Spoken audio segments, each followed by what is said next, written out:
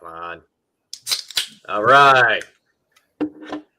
Cans cracking means the boys are sitting down to discuss some business. What's Ryan drinking there? Ryan, what are you drinking, dude? I've got a Go Brewing Pilsner. It's delicious. What's that? It's cold. I've been liking them. Their beers a lot. NA beer. Okay. Yes, sir. Pilsners are fantastic. Good choice, man. Thank you. Jerry, what are you drinking? Coke Zero. Oh, I feel that. Very nice. Good choice. All right. Love it, guys. All right, everybody. Welcome. Thank you for checking out Extra Mile, the Extra Mile Show, episode 5.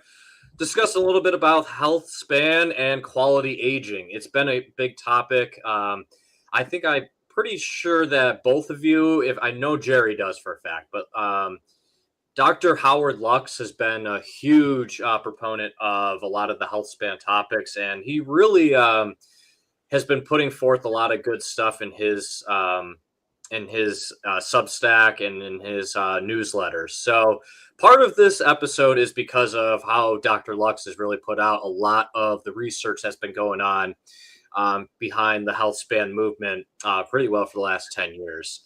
And really, there's a lot to this that I wanted to touch on because of the fact that I just crossed the 40 barrier last Sunday, and the fact that I am nearly 10 years older than both Ryan and Jerry.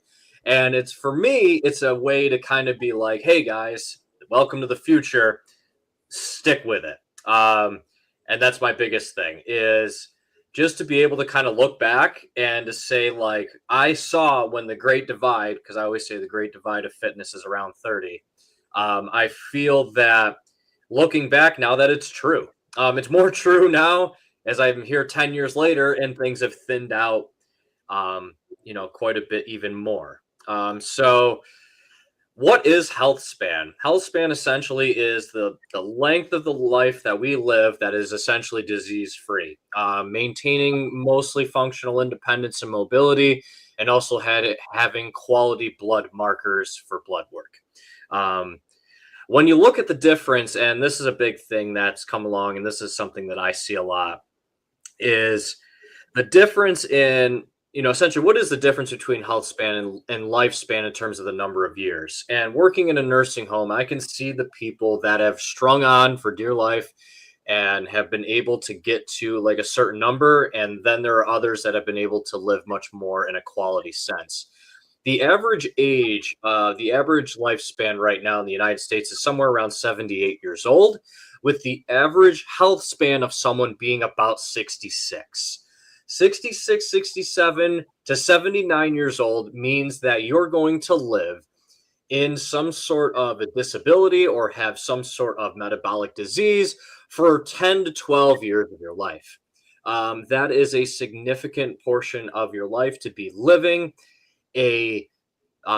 through some sort of metabolic disease or some sort of ailment. So really, what factors go into this and to improve these outcomes? We're obviously going to highlight something that all of us across the board are familiar with, and that is strength. Obviously, the ability to increase muscle strength is going to be a huge component for increasing your health span. For example, I was reading a study that said the top 20% of fit people live 12 years longer than the bottom 20%. I think I don't know about you guys, but if I just went to my doctor and they said you can live 12 years longer if you can get to the top 20%, that's a no-brainer. What's your feelings on that, guys?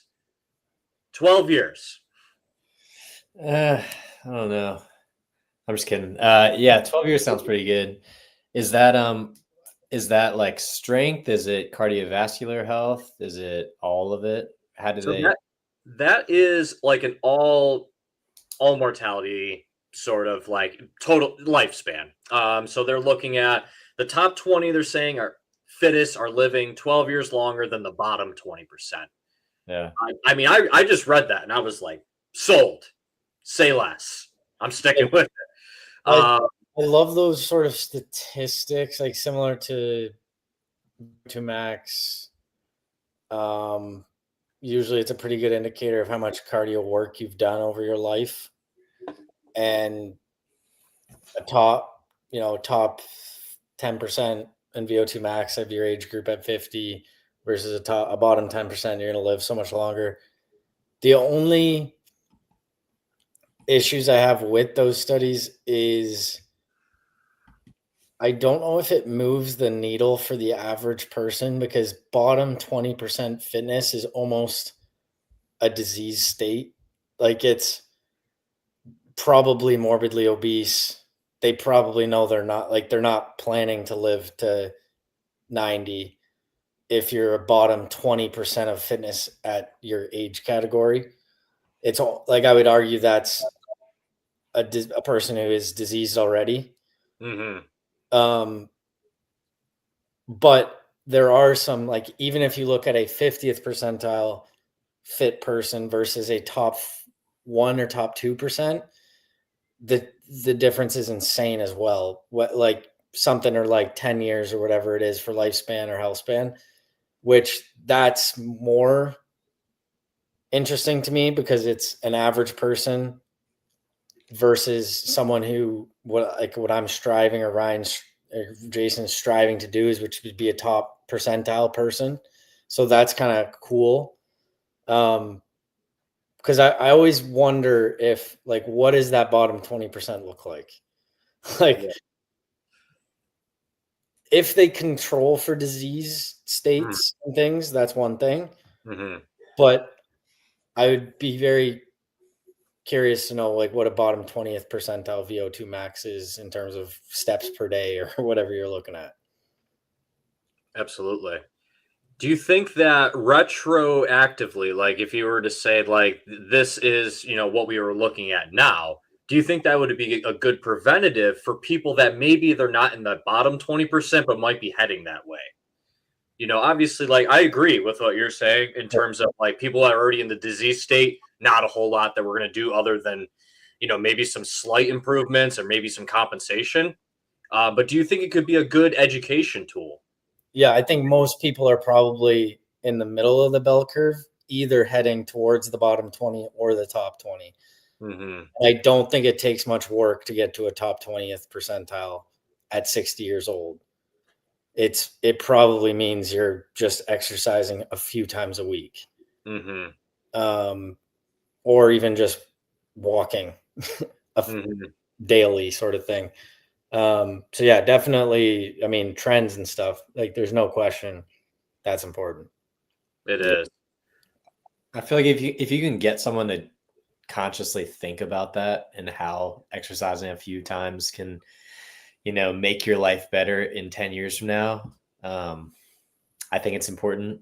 I think it's getting people to actually think about what their life's going to be like in 10 or 20 years is the hard part. Yeah, that's my favorite part. I'm doing a Texas road trip next week, and I've got like 6 copies of Outlive by Peter Attia that I'm handing out to a few people.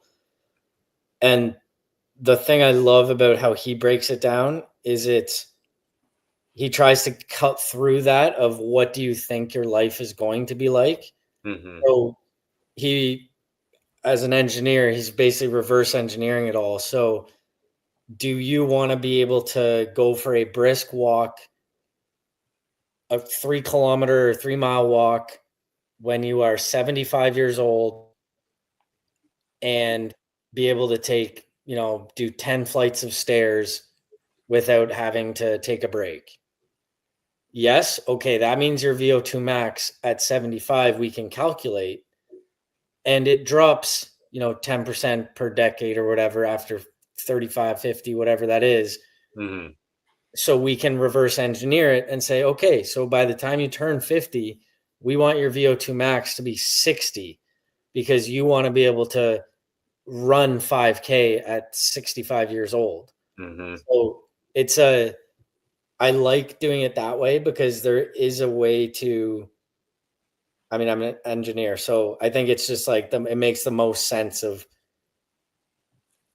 the only caveat there is I don't believe it drops 10% per decade if you are at a 60 VO2 max at 50 years old, habits, I don't believe, like you're not stopping at 50 and now you're just coasting until you're 75 so you can walk 5 flights of stairs. It's your fitness, which is a myth. Fitness and strength can be gained at 65 years old. Like it's not, you're not just fighting decline, which I think is often like a bit of a misconception with that way that you calculate it. But yeah, I think any part of the conversation is better than not having it, like we would have not been having it 20 years ago. And I think that's true. I don't think 20 years ago we were having these kind of conversations to this degree. And I think that's why now we're having these kind of, looking at these data points and these trends probably emerging over the last 20 years, especially with the obesity rate skyrocketing and all of that. So no, it is definitely pertinent for us to have these conversations and to really spread the awareness. And it's interesting of note, how, Jerry, when you said about, maintaining like a certain baseline, like after 60, or like if you're at, X percentage, you're probably doing, Y and Z.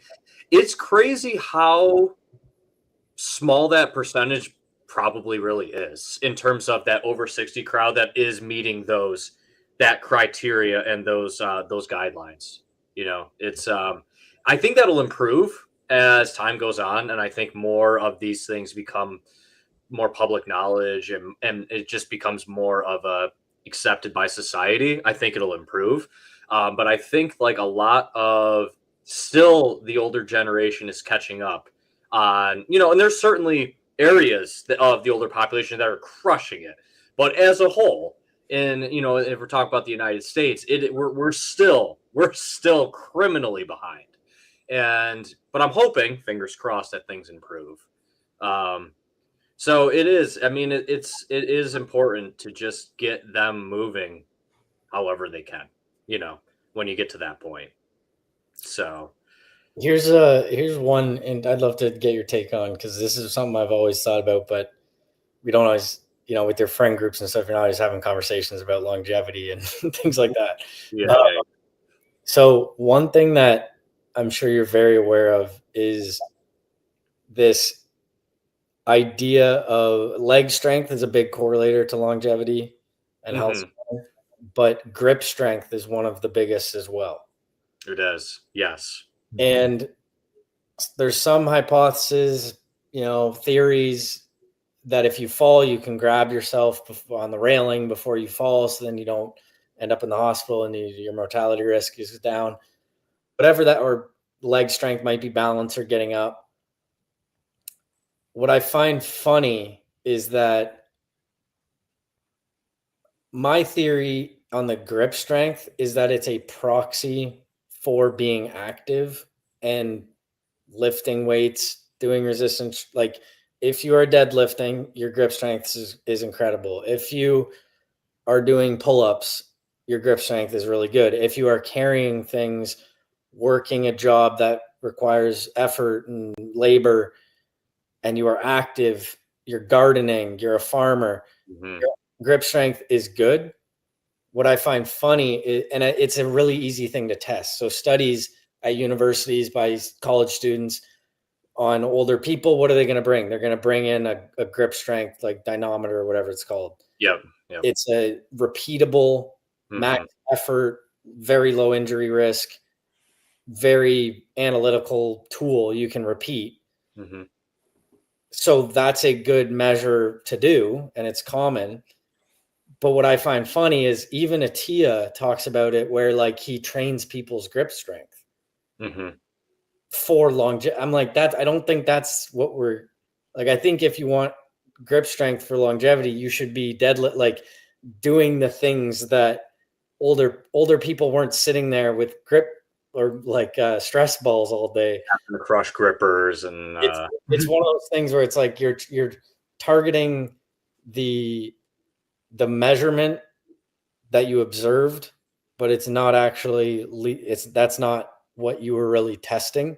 So that's always something I found funny, is like, why are you're trying to increase your grip strength for longevity, that's kind of missing the point. But Mhm. that's my theory on it. I like that. I like that approach, as it seems to be less about the quantity of the strength. I mean, obviously it data repeatable, but it's more of like the representative of the lifestyle, like you were saying. What Like did you you're do to get a manual labor. high grip strength? I'm thinking that's probably what's leading to the longevity, Hmm. not the fact that you're catching yourself as you fall. Right. Which is, I mean, a great skill to have. I mean, definitely fall recovery over fall prevention, because it's inevitable you're going to fall. Um, so, grip strength. It's funny that you did mention the grip strength too. I had it right here. That grip strength actually is able to predict all mortality death better than blood pressure. So I think that you're onto something, and I think it's a good point about the grip being more so about the lifestyle indicator rather than you just having just really strong hands genetically or whatever. Another thing that I found interesting was that every 5 kilogram drop for the dynamometer that you mentioned is a 16% higher death risk. So I know that inactivity in a nursing home, that can happen really quickly. That drop can happen a couple weeks to a month tops. You can have probably double that, which is kind of crazy to think that a lot of these things can happen so fast. But really, really, I like that, Jerry. Really good point about it being more of like the lifestyle indicator versus just, you know, genetically strong grip. There's Um, another thing too of like I've tested my grip multiple times for different studies in uni and stuff, and we did find um, in the morning at like 6 a.m. versus 6 p.m. I think it was between like 4 p.m. and 8 p.m. the grip peaked, okay. and it very much followed the testosterone curve Mhm. of Yeah. your, which kind of supports the study was kind of, or the project was looking at like hitting PRs in weightlifting in the evening or versus the morning. And it seems like cardio more in the morning, probably from CNS fatigue being lower, and then um, in the evening, the testosterone curve might influence your lifts more. So I also wonder if someone with just more vitality and testosterone and overall healthy has a higher grip strength even at 80 years old, if there's a difference there. Um, but yeah, it's interesting. Oh, it is. I like that point. It's an excellent one. It is. It's important to note of when these studies take place too. Obviously, the daytime and following the curve of the testosterone is obviously going to impact those results. So no, I love it. Great point, Ryan. Have you noticed anything, man? I mean, along with what Jerry's saying, I am definitely the most clumsy in the morning. Like I feel like my dexterity and like holding, I'm always dropping things in the morning. So yeah, I think my grip strength sucks in the morning. Um, but yeah, Clearly, cardio's fine because you run every morning, right? I mean, yeah, I don't know. I tried to run this afternoon and it sucked. I'm definitely like, I need to get it done in the morning or else it's just not fun for me. Yeah, it's not happening. Yeah. No, right on. So, I mean, obviously, we can talk about muscle mass in of itself. I mean, a few more stats just to throw out there.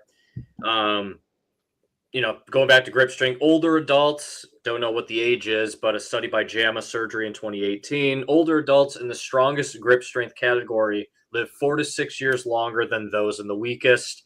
Again, I don't know what that age looks like. I don't know if that's over 70 or what they would define as older, but that's still pretty significant. Low muscle strength increases risk of death by 31%, independent of muscle size. Again, another study by American Journal of Preventive Medicine in 2018. And then just 1 hour resistance training every week. So if someone's super busy, 3 20-minute sessions, linked to a 40% reduction in all-cause mortality. Again, a study put out by the British Journal of Sports Medicine in 2022. So again, a pillar of Healthspan, and something that we all three of us can scream until the cows come home is lift some damn weights. So if there's nothing else that you do, and cardio, do your cardio too, but please lift some damn weights. So, but I mean, that's something that we can go on, and it's its own topic. But here's one that, we were talking about, and I think we can get Ryan involved a little bit more with this one is, a little bit with cellular aging and looking at VO2 max. And VO2 max, along with gait speed, both predict mortality better than lab biomarkers. The top 25% of fit individual is a 5 times lower mortality than the bottom 25%. Again, I know, Jerry, I don't know what that bottom 25% looks like. It's probably a little rough. And this one was interesting, and this is a little bit on the biology side. Highly active adults, the telomeres are representative of someone that's 10 years younger. So there you go. I mean, if we're looking at, again, now we're looking more into how our cells are aging, we now see that there is a significant effect on the cells as well with fitness. So that's a just quick on Howard Lux. He talks a lot about comparing cellular age and the telomeres is tricky because he talks about your cells look 10 years younger. That 10 years younger is someone who is a modern human, sedentary lifestyle. Like, you are just what you're supposed to be if you are active. It's probably, environmental factors in the food pyramid for the last 20 years probably means your telomeres are actually shorter still than they should be, but compared to a modern human that's 10 years younger, it's just a funny caveat. Yeah, I know. That's where we are as society. That is, we have to grab people by the shoulders and shake them and be like, you are literally killing yourself by not doing anything. And people will still not do anything. And that's shocking. It's always shocked me that people can literally be told, or shown these sorts of things and just scoff it off and just live. In terms of, I mean, and I think these are all, and I like the point that you made. You're really comparing, what are we comparing? Are we comparing I guess the average American or the average person who might be doing a little bit of activity, but not a whole lot? It's another good point. Ryan, what's your VO2 max? Because didn't you get it tested a while ago? I did. It was lower than I thought. I think it's like around 55. Okay. What was your Garmin telling you? Like 60? Right now Garmin says 55. At the time, I think it was closer to 60. Yeah, I don't know. I don't really know how accurate these things are, though, honestly. But so top 25% for your age is 50, and bottom 25% is 36 or lower. Yeah. Which doing all right. Yeah, I'd say you're. I think you're doing okay. Do you guys know what yours is? No, I don't know. Suppose I'm like my Apple Watch guesses or whatever. I want to say its guess is 52 or 54, something like that. It was it's funny when I go back to when I got injured last summer. It was kind of like steady, maybe a little bit dip and climb, whatever, through the winter and summer. And then, but I'd just been doing CrossFit for a decade. And then when I got injured, it dipped a couple points for about 6 weeks when I was not able to walk much or run. And then I got right into high rocks training, half marathon training. Now I'm on a 10K program in high rocks, and it just skyrocketed after that. And it was interesting to see, like, that is a huge chunk that CrossFit is missing, is that long form, steady state cardio, the 2 or 3 zone 2 sessions a week, the 30 minutes hard threshold training, that sort of stuff. You rarely hit unless you're doing a ton of extracurricular stuff. But yeah, it was really cool to see. Yeah, that's interesting. I think it was like 48, and then it went to 46, and then it was like 54. Nice. But I don't know what it is now. Do you guys pay attention to the race predictor on your watches as well for like 5K, 10K half marathon? I don't know if my iPhone does it, or my Apple Watch does it, like the Garmin. My Chorus does it, and I'm excited to prove this thing wrong. Yeah. I'm running a half on Saturday, and I'm hopefully going to do like 7 or 8 minutes under what my watch thinks I can do. So, do you think that's because that's so short for you? Like, it's like, I mean, yeah, because you're probably running like, you probably are. I mean, I think you started training more speed recently, but you were, for a long time, you're just kind of like, your 100-mile races and shit are pretty, like, not about pace. So your training is probably more like monotonous, whatever, just get it done. But I feel like, yeah, you could probably trick the watch if it's like, you're only running a half. That's a jaunt for you. Right. I also don't think it takes into consideration the treadmill very well. Yeah, that's true. So I haven't found a watch that does. Yeah. So we'll see. The assault, I'll learn on Assault Runner just because that's what's at the gym and that's what's at my house. And it's completely like, it's so frustrating because it's supposed to be like 85% of a normal or of running outside, but there's no way it is because I can't hit, like, I can't do repeats at a 320 kilometer. Right. But I can do them at like a 350 on the treadmill. So there's no way I think it has a lot to do with, if you have a long stride naturally, you're following the curvature of that belt along a lot longer than someone who has a short, quick cadence. Mm-hmm. And short, quick is kind of more what you want on the road. I have a really long, slow. So I actually think I'm faster on the Assault Runner than I am on the ground, which is annoying. Yeah, I feel the same way, actually, just about my regular treadmill. So yeah, like my PR 10K is on the Assault Runner, which is supposed to be 85% or to the distance. So it's supposed to be 15% harder, which there's no way for me it is. Interesting. Right on. Good stuff, guys. Good stuff. Good luck on your half there on Saturday, Ryan. Hopefully you prove the Coros wrong. Screw that watch. What is it predicting?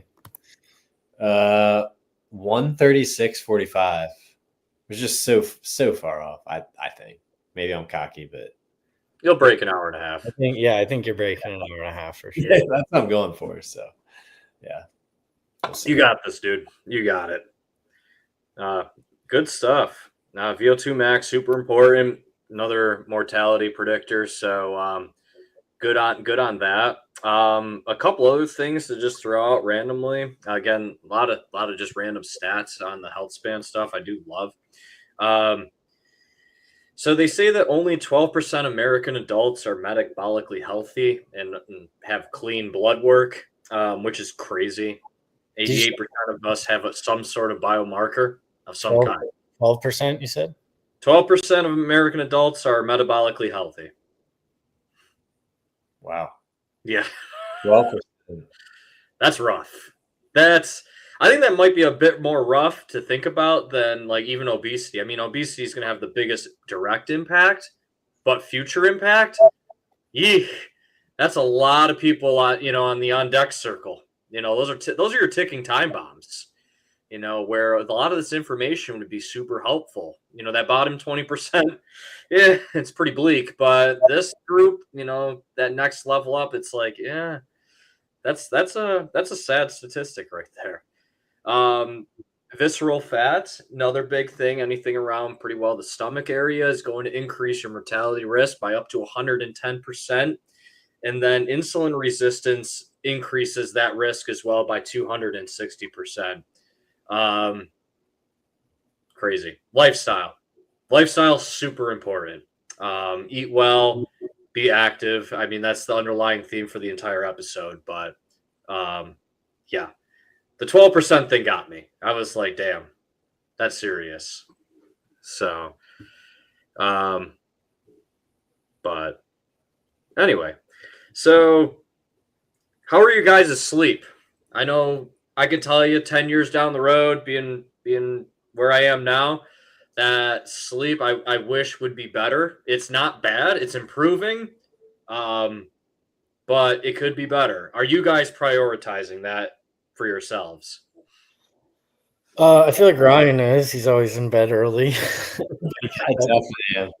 I mean, yeah, I'm honestly usually asleep by 8:30, and then I usually wake up between 4 and 4:30, so I get about 8 hours of sleep, I would say. And yeah, I feel like my sleep is really good. Like the only reason I would wake up is if I have to pee, and I usually do, but like once.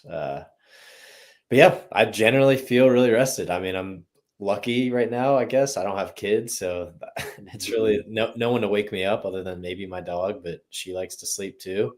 So does my wife. And yeah, I would say like the biggest hack, and I mean, it's like pretty obvious, but cutting out alcohol has dramatically improved my sleep.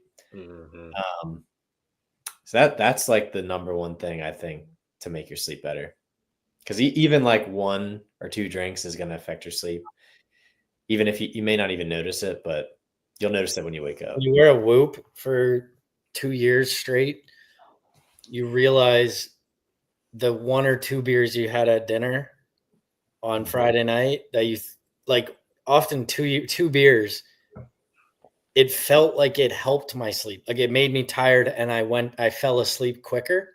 Right. And then you wake up and it's like, what the fuck? Like, where'd my recovery go? Like, what the heck happened? And it's just, it screws up your HRV. It screws up your REM. But it's not like I was tossing and turning or waking up. So it's an interesting one. My sleep's pretty good. My wife's focuses on a lot. We basically get to bed around 10:30. Between 10:30 and 11 is when we go to sleep. Basically because we do have kids, and that's from 8:30 to 10:30 is the only time we have to get stuff done. So yeah, I'll usually be working out once they go to sleep for a couple hours, and then if I do a hard session and a sauna, sometimes it can screw up my sleep a little bit trying to get to sleep. Or if I have hockey late at night, like at 9:00, then I can be a little bit jazzed before I maybe fall asleep more at like midnight. But my kids, we get up at between 6:30 and 7 every day. So we get up probably between that, and then we wake our kids up right now. They're sleeping very well. Except my 3-year-old did wake me up with hockey gloves on this morning asking to shoot pucks, which was funny. We'll shoot. He said, "Can we go shoot pucks quietly to not wake up Teddy?" So yeah, usually we are, I would say like 11 to 6:30, between 7.5 and 8 hours of sleep a night. Probably 7.5 is more frequent, but yeah, like no phones or anything past 10:30, whatever that looks like. We try and keep the lights always dim after sunset and stuff. But yeah, I think the biggest thing with kids is if that's the only time I can work out, I could obviously get up early, but then I hate having a clock on it of like I have to be done my workout in 45 minutes because I need to get them up into preschool. Whereas if I can work out at night, the only limiter is me going to sleep, so I can just do that when I want. So I'd say that's the biggest negative impact on my sleep is if I'm working out hard late at night. And I sleep probably pretty good still, but it's just, it pushes that time I fall asleep to around midnight. Gotcha. Do you guys, any supplements you guys take for sleeping? Just magnesium. Yeah. I've been taking Sapien, which it's kind of similar to AG1, except they recommend taking it at night. It also has magnesium, like a ton of other things. And I mean, I've been sleeping good. I was sleeping good before it though too, so it's hard to tell like if what's really working. But Sapien's one I'm trying to figure out because I do know that one. I know it targets HRV, which then it's similar to the grip strength thing with HRV for me.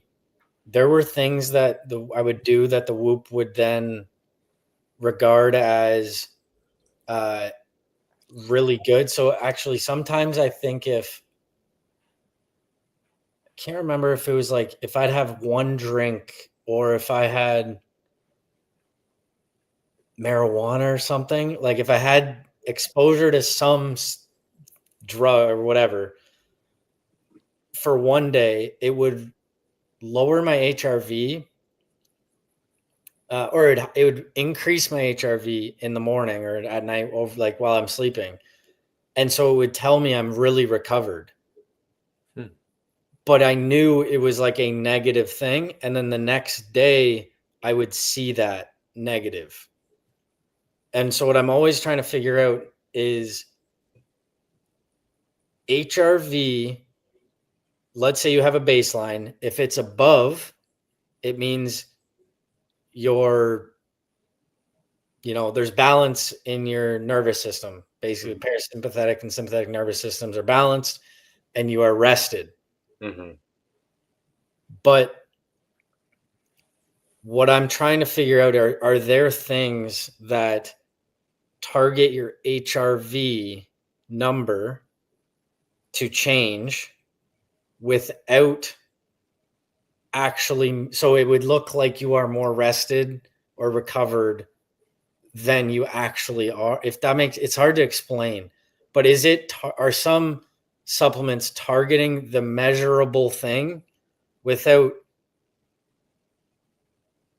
without improving the thing that measured is a proxy for?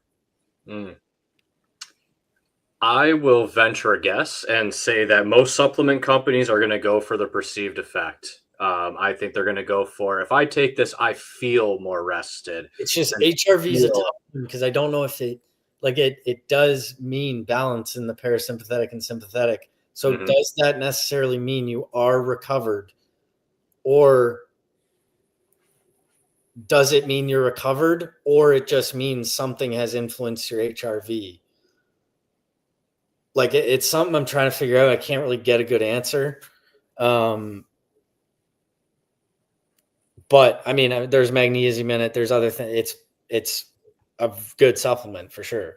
I've always wondered because I remember there was some stimulus or drug or something that I would be exposed to and be like, how did that help my recovery? And I want to say it was like one beer where it would help my HRV the next day. And then the next day after that, it would plummet. Yeah. So I got to look into that. I got a bunch of Whoop data that I pulled and then want to run it through some AI stuff just to analyze it a little better. Yeah, it's an interesting one. It would be interesting. Did you do anything else significantly different from the day that you drank the beer, you had a better HRV, the other day happened, and then it plummeted? Did you were you drinking less water that next day? Did you notice anything significantly different? I'll have to go back and look at my notes because I took pretty detailed notes when I was kind of doing when I was wearing the Whoop. I was just kind of experimenting with things, but My one thing would maybe if it was like if I had a beer, that means it was a Friday or Saturday. Mm-hmm. I didn't have kids at the time. So if I woke up on a Saturday and I was at like a 90% recovery, then I probably did a incredibly hard workout session that day just to take advantage. And then maybe that's why it plummeted the next day. But I'd have to look into that. I remember there was something I was like, I don't know if this is just artificially changing my HRV without me being actually rested, because I definitely didn't feel rested when it would show at like 100%. Right. But yeah, I don't know. It's an interesting one. I need to look more into HRV if it can be manipulated like that. You're like a mad scientist, Jerry. I like it. I mean, this is so much. Jerry's lab. Jason, do you track all these metrics? So what I can kind of vibe with Jerry on the effects of alcohol. That was the biggest one for me. I wore, and a note aside, I ended my sobriety streak at 945 days. I just decided I'm going to start having a beer every once in a while. Been great. And but I noticed that even I didn't get like crazy hammered or anything. I had a couple, nothing. Believe me, I got plenty of stories otherwise, but I had a few, and my watch, I thought it was going to scream. I woke up and I thought I was barely a human. From what I read, it was it was like, this is appalling. I was like, sorry, I enjoyed myself. Let me read through. And I was surprised to see, and I knew, I had like a feeling. I was like, I knew it's going to interrupt my sleep and recovery and everything. I didn't know how drastic, and it's drastic because it took me like probably, after having like a couple beers on like probably 2 nights, another 3 days of just normalizing and trying to get like another 7 hours of sleep. Before that, it was like, I look at my phone and my HRV was all over the place and all of that. But to answer your question in a roundabout way, I do, but not super. I don't track them super detailed. I like trends. So if I know what I've liked about, like, because I got the watch, and that's been like a good one for me. But what I like is I don't really say like today is an 82% day. It's more like if I fall in between like 80 to 85, 88% or whatever grade it gives me, I know I'm going to expect to feel this way. If I'm in the 70s, I'm going to feel this way. If I'm in the 60s, I just feel like shit, and I can kind of go from there. But I don't pinpoint it to like, I want to go from 73 to 76. I always like to strive for the mid 80s. And if I get a 90, hell yeah. At 40, hell yeah. 90, rock that. I'll brag about that all day. So yeah, I do track a little bit, but not super intently. How about you, Ryan? Do you track? No, I don't. I don't like the idea of a number like dictating how I feel. Mm-hmm. Like if I wake up and I feel really good, and then I see my number sucks. That's why I stopped. Yeah. And I'm supposed to feel like shit now. So I kind of just mostly go off how I feel, and yeah. I mean, it would be nice to know if all these supplements I'm taking like have an effect before and after, because it is hard to tell. Like I or maybe I just feel good all the time. I don't know, but especially since I've recently started taking like a lot of new supplements, like kind of all at once, and so yeah, it's hard to tell like what's doing what. But I feel good on all of it. So, yeah. I remember so my bachelor party was a weekend at a cottage with my friends, and it got rough. And my recovery Saturday morning my recovery Friday morning was a 32%. And I was like, okay. All right, I'm a little hungover, whatever. Got 2 more days of this. We went golfing, we had dinner and everything. Saturday morning, my recovery was 4%. And then Sunday morning, it was 1%. Oh, I had never seen a whoop hit 1%. And I felt like minus 1,000, but it took a solid 5 to 7 days just to get back up to 50%. It was brutal. Oof. That sounds like a post, man. That sounds like the time my Whoop told me I was 1% and just go off. See if I have that screenshot somewhere. 1%. 1% Sunday morning. I couldn't drive, so some of my buddy drove me home in my truck. I was just not. I was under the weather. Yeah. Oh, you lived it, man. You lived it. Brutal. Hell yeah, dude. So it was amazing. It felt like a rookie party for me. Right? Yeah. It's a tough one to bounce back from, man. But good stuff. No, it's interesting to see how sleep affects, not only recovery, but also quite a bit with with aging and kind of keep with the health span sort of thing. And that's why it is important for us to hammer those habits down early, so that way they carry through into our older age and we can keep up and not have these terrible side effects. For instance, chronic psychological stress, however you want to measure that, accelerates biological aging by up to 10 years. Sleeping less than 6 hours a night on average increases risk of death by 20 to 40%. Poor sleep, again, don't know what that's defined. I'm assuming under 6 or under 5 hours per night increases diabetes risk by 28%. And just for like an all one all-nighter, like in Jerry's case, like that, maybe not an all-nighter, but his bachelor party, one all-nighter reduces insulin sensitivity by 33%. So again, that could have an effect on your how your HRV is or how your recovery is coming up the next day, in regards to that. So it's interesting to see how it doesn't take a lot on the sleep deprivation side to cause a lot of change. And I think we kind of have seen, from all of our experiences. And I know, Ryan, you highlighted a bit on the sleep deprivation for Tahoe, and the effects it had on you, and trying to make it through.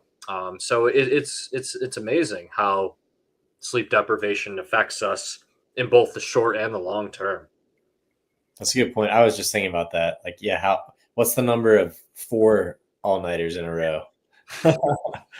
Yeah, I mean, it took me probably 3 weeks to feel normal again after that. So, yeah, it's what's crazy too is so insulin sensitivity is affected by an all-nighter, but we also know that cravings, food choices, all that from a lack of sleep is often much worse as well. Mm-hmm. So that's just a double whammy. But yeah, that's interesting. I remember one of the statistics that's wild to me is daylight savings time, the spike in heart attacks from middle-aged men that happened the day of daylight savings time when people lose an hour versus the day where they gain an hour of sleep. Mm-hmm. Like the highest day on the calendar year of heart attacks versus the lowest. And that's just stress, sleep, time. It's crazy. And it's only 1 hour, it's an hour difference. I mean, which can be significant, but life and death. Yeah. Yep. That's crazy. It's wild that they're on the opposite ends of the spectrum too, and it's the 1 hour. It's like you lose an hour, you're at this end. You gain, most likely at the other. That's wild. I like that. Good shit. Awesome. So yeah, I mean, all these things combine, and I kind of want to bring everything home. And we all come from a healthcare background, in some way, and whether it's on your guys' end more on like the medical sales side, I'm direct patient care, whatever it is, but we're all involved in it, and we all see what it looks like in terms of who's holding up their end of the bargain, who's, we preach all this stuff. It's one thing to walk the walk. It's another thing to talk the talk. Here's something that was crazy to me, that the Mayo Clinic in proceedings in 2021 said that 76% of physicians and 54% of nurses neglect their own health behaviors. So 3 out of every 4 doctors ignore themselves. That's crazy. Obviously there's a myriad of factors that go into that, but I still think that's criminally high. I think that's criminally high. What have you guys noticed from working with all the physicians that you all work with? So my dad's a physician, and growing up, he's always been working out every day of his life. Like he's always fitness, walking, eating the same healthy meals constantly every single day, the same thing. Like that's always been his lifestyle. So that's crazy to me to think, because at the same time, there's always like this idea of if you're always caring for other people and you're busy and you're whatever, you neglect yourself, because that's not what important. You're paid to care for the patients. Obviously, there's 2 sides of the spectrum. Like Ryan's friends with Moose, who's an absolute beast, and then there's a lot of doctors who are overweight telling their patients to eat better. Mm-hmm. Honestly, I think that's why the company I work for exists, is because surgeons don't, and physicians and stuff, just don't have the time to be nutrition and fitness experts and health experts. They're specialists in their field and whatever, but it's my company exists because they outsource it to us. But yeah, I think there's 3 out of 4 to me is insane. Mm-hmm. I would have guessed maybe 50%, but that's 75% is high.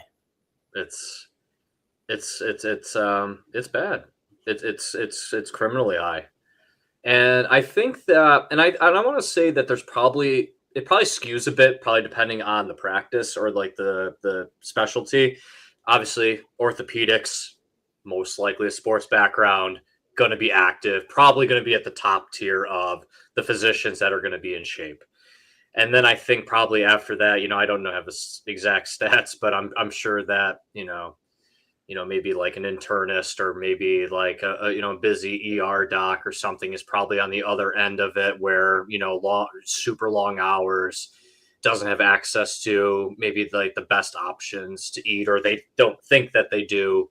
So I think it's probably too by specialty, which would be interesting to see, to see who's the healthiest specialty. That would be. Dad's ER.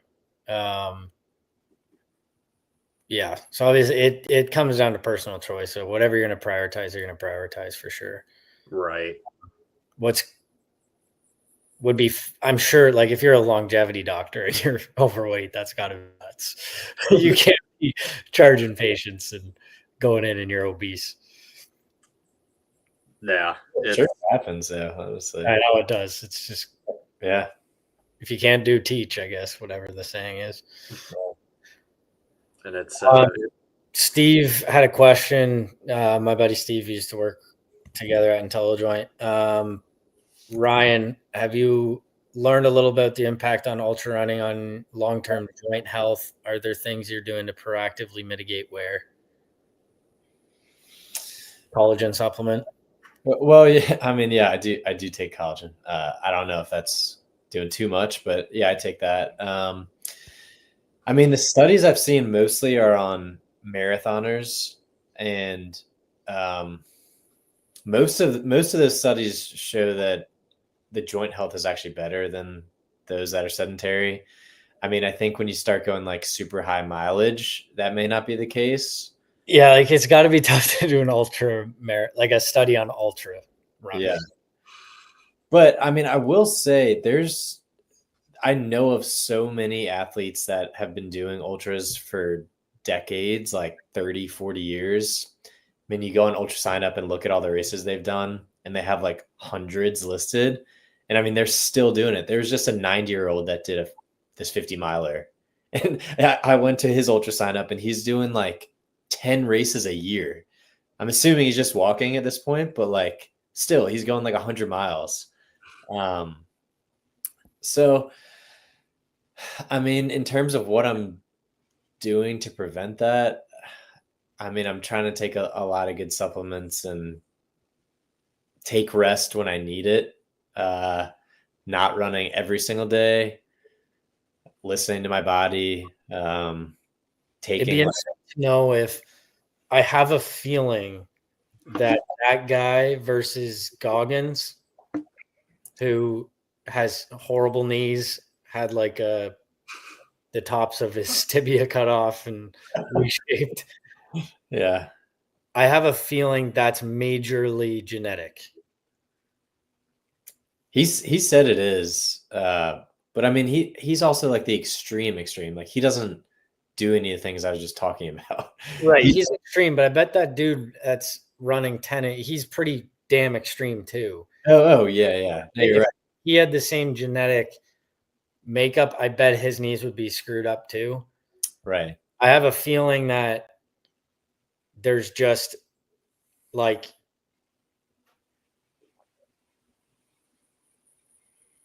I've always been of the camp where running and stress on your joints is good. Yeah. And if it's not good to do it a ton, there's probably there's genetic variation in that as well. It's hard to know what like right now, we don't know, I don't think in our genome what to look for to know if you could run 100 miles a year and be fine. But eventually we will probably know that. But it's just, yeah, it's an interesting thing. Yeah. And I mean, I don't know. The way I look at it, I'm not going to not do something because of a potential risk in 30 years. Like yeah. I could die tomorrow and then who doesn't matter what my knees look like. Yeah. So that's just more of the camp I'm in. I want to have fun while I can do this kind of stuff, and I'm going to keep doing it, even if it is slightly bad for my knees. So yeah, I'm similar in terms of even lifting. I'm sure deep squats at 400 pounds aren't great. Like maybe they are, whatever they are, but I've had lots of injuries and I've never had one that stopped me from training and enjoying the gym. So if I have bad knees, I'll be loving a hand bicycle or something. Like I don't care. I'll figure it out. Yeah. It's just, I think, especially, and I think that's why it's tough to do ultra marathon or a study on ultra runners, because there's such a breed of mentally tough. Like you guys deal with pain so often, so different. I think one of the biggest things we have to learn is pain isn't bad. Pain is fine. Pain, like I don't take drugs after I get surgery because I'm afraid of the pain. And I'm healing, I'm swelling. It's going to happen. It needs to happen. Just because it hurts doesn't mean it's bad. I think it's the levels of what we look at, like x-rays and stuff. The osteoarthritis present on the x-ray is not always matching the pain people are experiencing. Yep. And like I thought I might have rhabdo yesterday. I literally woke up, couldn't get out of bed. Like I could barely walk yesterday, and was supposed to do Chad with 1,000 step ups with a rucksack for the Memorial Day workout or whatever, or Veterans Day. And it's like, you just perceive pain differently when you're an active person that just works around it. And I think that's why it'd be tough to do it on an ultra runner, because they won't know what to say. Like, you might have osteoarthritis in your knees with some osteophytes, and it's not causing you the same amount of pain. You're metabolically healthy. You're not diabetic. You have all those things influence pain perception and stuff, and inflammation in your joints and all that. Yeah. I mean, Goggins is currently running another 200 miler. It's like his third in 3 months. And he has no cartilage left. I don't know. I don't get it, but good for him. He got like a ETO or something on. Yeah. It's amazing. He's a freaking anomaly, man. That man, in terms of just a case study on mental will and grit, he's got to be up there in terms of like this guy's friggin' insane. 3/200s, that's nuts. Uncommon amongst uncommon men. Yeah, I love that for sure. Nah, he's a beast. But no, I mean, love it. By the way, thank you, Steve, for the question. That was I like it, and I loved what you said as well, Jerry. That kind of helped tie in a little bit. Was the basically like you're not your MRI. The damage that it might show on an MRI is not indicative of your true function or your pain. I see it all the time. See some messes of MRIs, and person walks pretty well. Other times a clean MRI, and they don't want to know nothing about anything.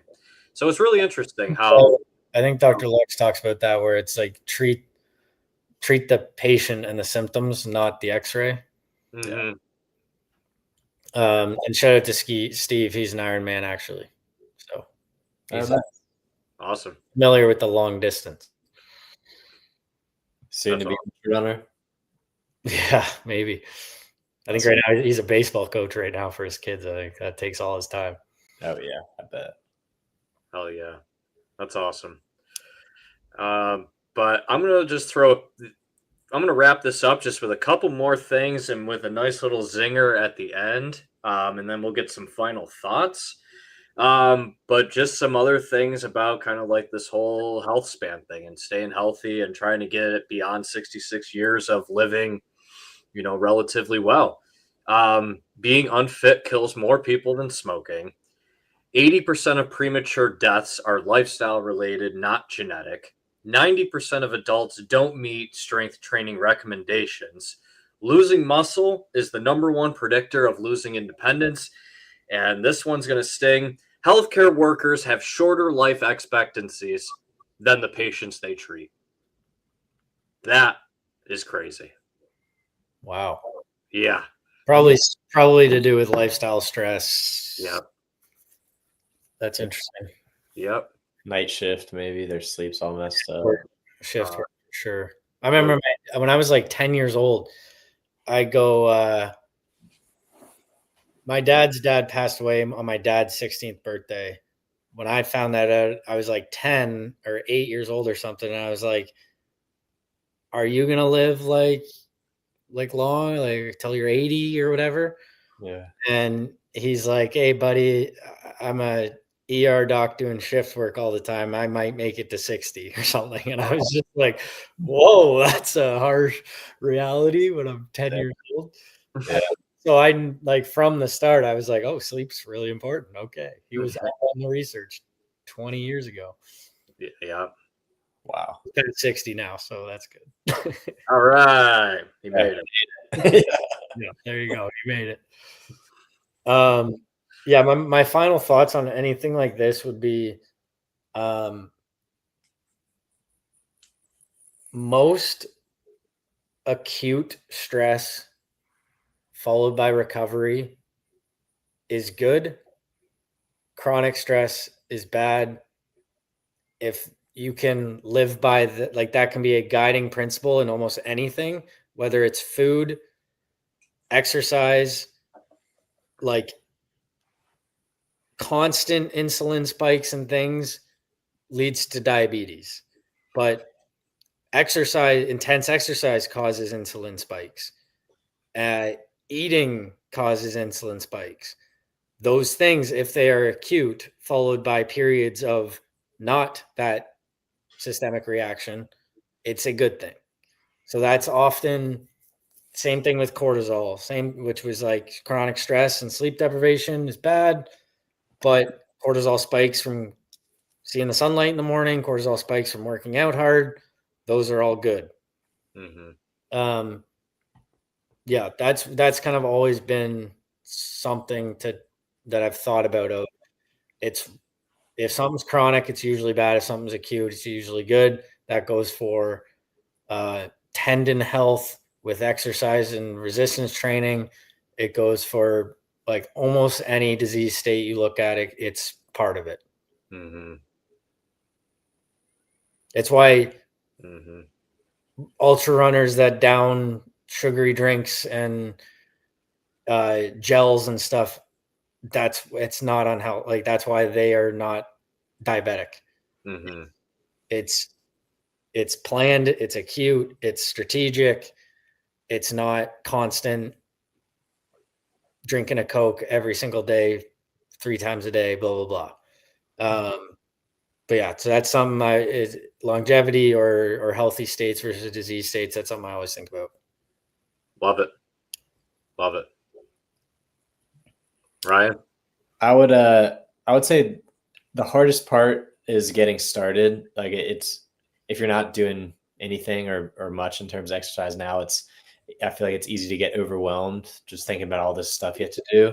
Mm-hmm. So I think it's important to remember that something is better than nothing, and it could, start small a couple times a week. It could be half a mile 3 times a week, walking even. Like, I don't know, you got to start somewhere, and Mm-hmm. then slowly build up and take it one step at a time. Like literally, that's what I do in these races. I think even running 100 miles, like you can't think about the entire thing. You think about like getting to each aid station, and I think it's the same in life and just starting an exercise program. And it's worth it. I mean, worth it for your health span. So Absolutely. And it is. It is the hardest part is getting started, and then it's being consistent. I love that. If I had to add one last thing on my end, I think it's also important for anyone that is trying to get healthier to have a good support system.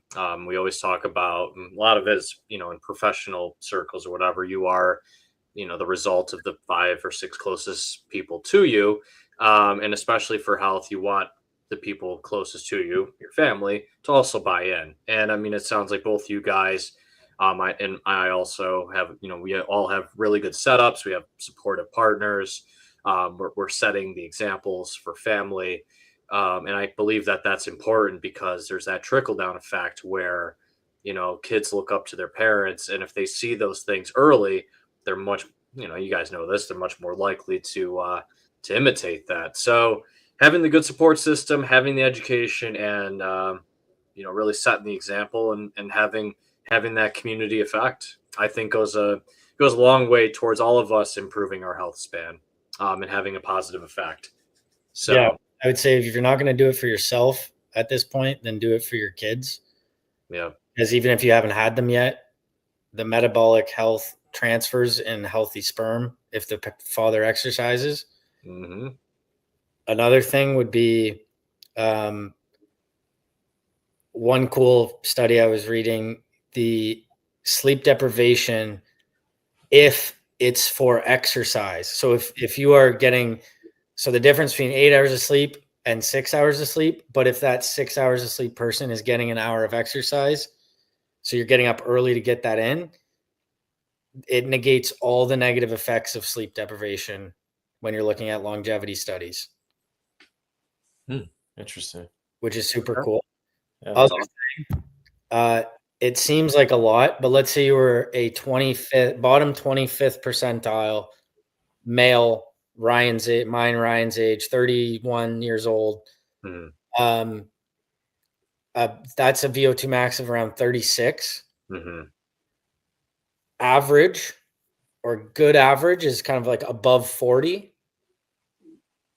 Elite top 25% would be 50 and up. So if you want to if you're in the bottom 25 and you think it's hard to get out of there, all you would have to do is if you have a 36, that means your 5K time would be around 30 minutes. And if you can get that down to around 27 minutes, you're now at a 42 VO2 max. That's not a lot of work. Mm-hmm. So just keep that in mind. That's your capacity can change quickly. Especially like VO2 max is a great indicator. It's an extremely robust amount of scientific research behind it. Mm-hmm. also is very responsive to train. It's the amount of work you do. It's the area under the curve of work is what your VO2 max is. You just have to put in work, and it doesn't have to be intense. Mm-hmm. Little goes a long way. Yep. Makes a huge difference. Absolutely. Love it. All right. I think this has been a hell of a discussion, guys. I loved it. I've always enjoyed talking with you guys. I hope everybody that has checked us out, hope you all got something out of this as well. Plenty of goodies.